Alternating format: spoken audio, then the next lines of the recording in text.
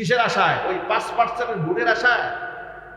ভালো করে শোনেন, ওরা সংখ্যায় মাত্র 5 থেকে 7%। এই জন্য পাগল হয়ে মূর্তির প্রশংসা শুরু করেছেন। 30% হলে আমার তো মনে হয় যে আপনারা নিজের নামের শুরুতে মোহাম্মদ বাদ দিয়ে সি রাখা শুরু করবেন। কথা ঠিক কিনা জোরে বলেন? আপনাদের অবস্থা দেখে মনে হচ্ছে যারা জুব্বা পাগড়ি পরে গেছেন, টুপি টুপি পরে গেছেন, হুজুরা দলে দলে যাচ্ছে। গাজীপুরে ব্যক্তিগত কাজে আমি গিয়েছি, গাজীপুরের এক ব্যবসায়ী আমাকে বলছে, হুজুর ফতুয়া তো চেঞ্জ হয়ে গেছে নাকি? আমি বললাম, কেন ভাই, এই কথা কেন বলেন? ফতুয়া আবার চেঞ্জ হবে কেন? ফতুয়া তো এক ফতুয়াই। তিনি বললেন, না না হুজুর, ফতুয়া চেঞ্জ হয়ে গেছে। কেন বলেন এই কথা? বলে, আমার দোকানের সামনে দেখি শত শত হুজুরা মন্দিরে যাচ্ছে। দোকানদার বলে, আমি আমার জীবনে এই দৃশ্য দেখি নাই যে এত হুজুরা মন্দিরে যায়।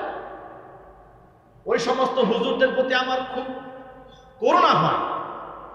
আমার জানতে ইচ্ছা করে যে এদেরকে ন্যূনতম ব্যক্তিত্ব বোধ নাই, এদের লজ্জা নাই, শরম নাই। এরা যদি বলে যে আমরা শিরিক করতে যাই নাই, আচ্ছা শিরিক করতে যান নাই ধরে নিলাম, আপনার কথাই ধরে নিলাম, কিন্তু শিরিকের অধ্যায় যদি বাদ দিয়েও দেন, ওখানে নারী পুরুষের অবাধ মেলামেশা আছে না? একটু জুড়ে বলেন।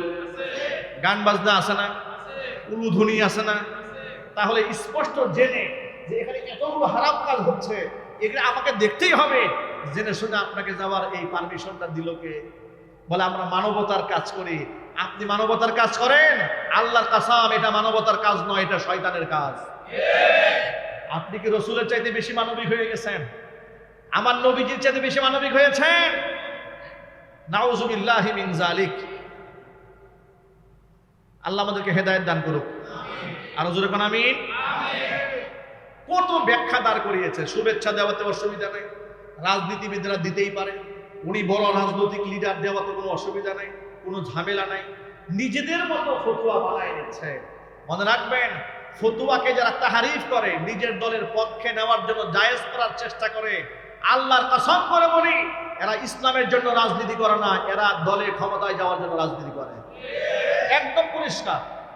আমার কাছে আমার আল্লাহ এবং রাসূলের সিদ্ধান্তই চূড়ান্ত। আল্লাহ তাআলা পবিত্র কোরআনে ঘোষণা করে দিয়েছেন, দুইটা জাতি পৃথিবীর মুসলমানদের জন্য চরম শত্রু। আল্লাহ পাক ঘোষণা দিয়ে দিয়েছেন, লাতাজিদান্না আশাদ্দান নাসি আদাওয়াতাল লিল্লাযিনা আমানুল ইয়াহুদা ওয়াল্লাযিনা আশরাকু।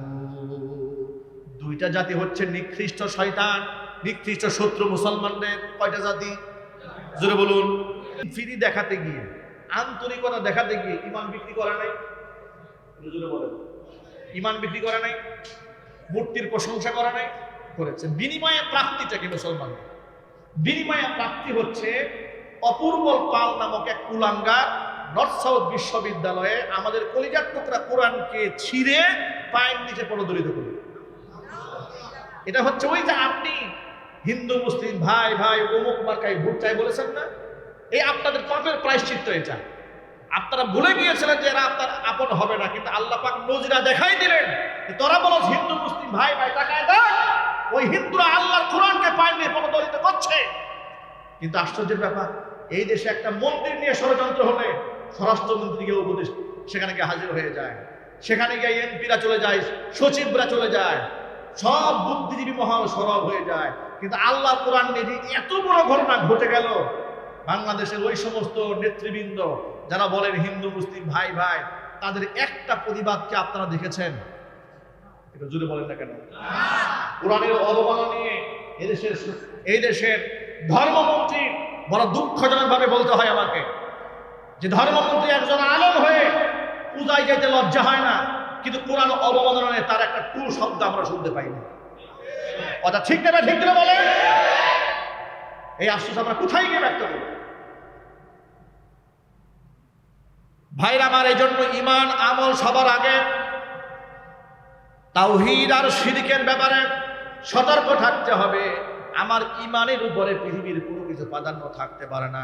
আমার নেতার মর্যাদা আমার কাছে আছে, আমার দলের সম্মানও আছে, কোনো অসুবিধা নাই, কিন্তু সকল মর্যাদার উপরে আমার কোরআনের মর্যাদা, ইসলামের মর্যাদা, আমার ঈমানের মর্যাদা, আমার আল্লাহর নবী সাল্লাল্লাহু আলাইহি ওয়াসাল্লামের আদর্শের মর্যাদা সকল কিছুর ঊর্ধ্বে। এই কথাটা মনে থাকবে তো ইনশাআল্লাহ? একটু জোর আওয়াজে বলুন না ইনশাআল্লাহ। আল্লাহ পাক যেন আমাদের বোঝার তৌফিক দান করেন। আমিন। আরো জোরে বলুন আমিন। জিহাদি চেতনার কথা বলতেছিলাম। জিহাদি চেতনা ভুলে যাওয়ার পর থেকেই আমাদের মধ্যে এই জিল্লতি নেমে এসেছে যে আমরা কাফেরের কাছে নত হয়ে যায়। ঠিক কিনা জুড়ে বলেন? আমরা যদি চোখ উঁচা করে দাঁড়াতে পারতাম, বুক উঁচা করে, যে পৃথিবী আমাকে কি বলবে, কি আমাকে ভারত বলবে, কি রাশিয়া বলবে, কি চায়না বলবে, কি আমেরিকা বলবে, আমি তাওয়াক্কুল করবো একমাত্র কার উপরে। যদি এমন তাওয়াক্কুল আমাদের হতো, আফগানের মাটিতে তালিবানদেরকে আল্লাহ যে বিজয় দান করেছিলেন, ওই বিজয় আল্লাহ মুসলমানদের বাংলাদেশেও দান করত। ঠিক কিনা বলেন? আল্লাহ পাক যেন আমাদেরকে এতটুকু তাওয়াক্কুল করার তৌফিক দান করে, জোরে কোন আমিন। প্রিয় ভাইরা, মূল কথায় ফিরে আসি। মূল কথা হচ্ছে যে সাহাবায়ে কেরাম আল্লাহর প্রতি কি সীমাহীন মহব্বত করতেন। এতে আপনাদের কোনো সন্দেহ আছে? জোরে বলেন আছে? কিন্তু সেই সাহাবীদেরকে আল্লাহ বলছেন, ও সাহাবীরা শোনো, লা তারফাউ আসওয়াতাকুম ফাওকা সাওতিন নাবিয়্যি ওয়া লা তাজহারু লাহু বিল কওলি কাজহরি বা'দিকুম লিবা'দিন আন তাহবাতা আ'মালুকুম ওয়া আনতুম লা তাশউরুন। হে ঈমানদারেরা, আমার নবীর কণ্ঠের আওয়াজের উপরে তোমাদের কণ্ঠের আওয়াজের উঁচা না হয়ে যায়। সলগল করবে না, চিৎকার চেঁচামেচি করবে না। আওয়াজ যদি এভাবে করো, নিজেদের অজান্তে আমল নামাগুলো বরবাদ হয়ে যাবে। এই আয়াতটা নাজিল হওয়ার পরে নবীজি সাল্লাল্লাহু আলাইহি ওয়াসাল্লামের বিখ্যাত সাহাবী হযরতে সাবিত ইবনে কায়েস রাদিয়াল্লাহু তাআলা আনহু, হাদিস শরীফে এসেছে, আনাস ইবনে মালিক রাদিয়াল্লাহু তাআলা আনহু বলেছেন, হাদিসটা এসেছে বুখারীতে। আন আনাস ইবনে মালিক রাদিয়াল্লাহু তাআলা আনহু আন্নাহু ক্বাল লাম্মা নাযালাত হাযিহিল আয়াত ইয়া আইয়ুহাল্লাযীনা আমানু লা তারফা'উ আসওয়াতাকুম ফাওকা সাওতিন নাবিয়্যি ইফতাকাদান নাবিয়্যু সাল্লাল্লাহু আলাইহি ওয়াসাল্লাম সাবিত ইবনে কাইস। এই আয়াত নাযিল হওয়ার পরে রাসূল সাল্লাল্লাহু আলাইহি ওয়াসাল্লাম তার সাহাবী সাবিত ইবনে কায়েসকে হারিয়ে ফেললেন, মানে খুঁজে পাচ্ছেন না। সাবিত ইবনে কায়েস প্রতিদিন নামাজে আসে, কিন্তু এই আয়াত নাযিল হওয়ার পরে তিনি আর নামাজে আসেন না, মানে মসজিদে আসা বাদ দিয়ে দিয়েছেন। নবীজি সাল্লাল্লাহু আলাইহি ওয়াসাল্লাম বলেন, কি ব্যাপার, সাবিত ইবনে কায়েসের কি হয়েছে, সে কি অসুস্থ? একজন দাঁড়ালেন, তার নাম হচ্ছে সাদ ইবনে মুআজ রাদিয়াল্লাহু তাআলা আনহু। তিনি বললেন, হে আল্লাহর নবী, আমি তার খবর জানি, তিনি অসুস্থ নন। আমি জানি তিনি অসুস্থ নন, কিন্তু কেন আসেন না তা জানি না। হুজুর বললেন, তার বাড়িতে যাও। সাদ ইবনে মুআজ চলে গেছে সাবিত ইবনে কায়েসের বাড়িতে, গিয়ে দেখেন ঘরের মধ্যে মাথা নিচু করে বসে আছে। জিজ্ঞেস করলেন, কি ব্যাপার সাবিত ইবনে কায়েস, তোমার কি হয়েছে, মাথা নিচু করে বসে আছো? তিনি বলছেন যে আমি তো ধ্বংস হয়ে গেছি, আমি তো জাহান্নামী, আমি মনে করছি আমি জাহান্নামী। কেন, তোমার কি হয়েছে? বলে, আল্লাহ তাআলা কোরআনে নির্দেশ প্রদান করেছেন, নবীর কণ্ঠের আওয়াজের উপরে কণ্ঠ উঁচা করা যাবে না। যদি আওয়াজ উঁচু হয়ে যায়, আমল বরবাদ হয়ে যাবে, আমার সবকিছু ধ্বংস হয়ে যাবে। আমার তো জন্মগত গলার আওয়াজ বড়, সুবহানাল্লাহ। আমি জোর আওয়াজে কথা বলি না, কিন্তু আমার কণ্ঠের আওয়াজই উঁচা। আচ্ছা, কিছু ভাইদের আওয়াজ এরকম আছে না, মানে গলার টোনটা উঁচা, ভয়েস বড়। এই জন্য সাবিত ইবনে কায়েসের বক্তব্য দেওয়ার ক্ষেত্রে খুব পারঙ্গম ছিলেন, কণ্ঠের আওয়াজ খুব দারাজ কণ্ঠ ছিল, দারুণ বক্তব্য দিতে পারতেন। কিন্তু তিনি এত ভয় পেয়েছেন যে আমার মনে হয় কোনো মজলিসে হুজুরের কণ্ঠের আওয়াজের উপর আওয়াজ উঠে গেছে, আমার তো সব শেষ, আমি জাহান্নামী হয়ে গেছি। এই সংবাদটা সাদ ইবনে মুআজ রাসূলের কানে গিয়ে দিলেন, যে এই ভয়ে লজ্জায় উনি এত হীনমন্যতায় ভুগছেন যে আপনার সামনে আসতে সাহস পাচ্ছেন। নবীজি সাল্লাল্লাহু আলাইহি ওয়াসাল্লাম সাদ বিন মুআজ রাদিয়াল্লাহু তাআলা আনহুকে ডেকে বললেন, সাদ, তুমি চলে যাও সাবিত ইবনে কায়েস রাদিয়াল্লাহু তাআলা আনহুর বাড়িতে গিয়ে বলো যে তোমার কোনো ভয় নাই। নবীজি সাল্লাল্লাহু আলাইহি ওয়াসাল্লাম ঘোষণা দিয়েছেন, নিঃসন্দেহে তুমি আল্লাহর জান্নাতি। জোরে জোরে বলুন সুবহানাল্লাহ। ভাইরা, এই ঘটনা থেকে যে সবকটা আমরা নিতে পারি সেটা হলো এই, যে রাসূল পাক সাল্লাল্লাহু আলাইহি ওয়াসাল্লামের সাথে তিনি বিয়াদবি করেন নাই, কিন্তু তিনি মনে করছেন, আয়াত দৃষ্টে মনে হচ্ছে যে মনে হয় আমার বিয়াদবি হয়েছে। এই কথা চিন্তা করে রাসূলের জান্নাতের সুসংবাদপ্রাপ্ত সাহাবী, রাসূলের সান্নিধ্যপ্রাপ্ত সাহাবী নিজেকে জাহান্নামী মনে করছেন। আর আমাদের এই সমাজে অহরহ কিছু লোকেরা জেনে কিংবা না জেনে রাসূলের সাথে বিয়াদবি করে যাচ্ছে। কথা ঠিক কিনা জুড়ে বলেন? রাসূলের সাথে বিয়াদবি করে যাচ্ছে।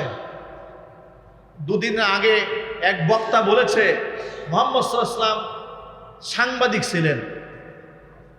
জোরে কান নাউজুবিল্লাহ, আর জোরে বলেন নাউজুবিল্লাহ। ব্যাখ্যা করে বলেছেন তিনি নবী ছিলেন, নবী মানে সাংবাদিক। নাউযুবিল্লাহি বিল্লাহ। আমি আল্লাহর নামের কসম করে বলছি, আল্লাহর কসম, আল্লাহর কসম, আল্লাহর কসম, আসমানের নিচে জমিনের উপরে পৃথিবীর কেউ আল্লাহর নবী সাল্লাল্লাহু আলাইহি ওয়াসাল্লামের সাথে এমন গুস্তাখি শব্দ, তিনি সাংবাদিক, নবী এই শব্দের অর্থ সাংবাদিক পৃথিবীর কোনো কিতাবে নাই, কোনো ঐতিহাসিক বলেন নাই, কোনো মুফতি বলেন নাই, কোনো মুহাদ্দিস বলেন নাই, কোনো ঐতিহাসিক বলেন নাই। কিন্তু যিনি এই কথা বললেন উদ্ভট কথাবার্তা রাসূলের শানে। বর্তমান সমাজের সাংবাদিকরা তো একটা গালিতে পরিণত হয়েছে সাংবাদিক শব্দটা। কথা ঠিক কিনা জোরে বলেন?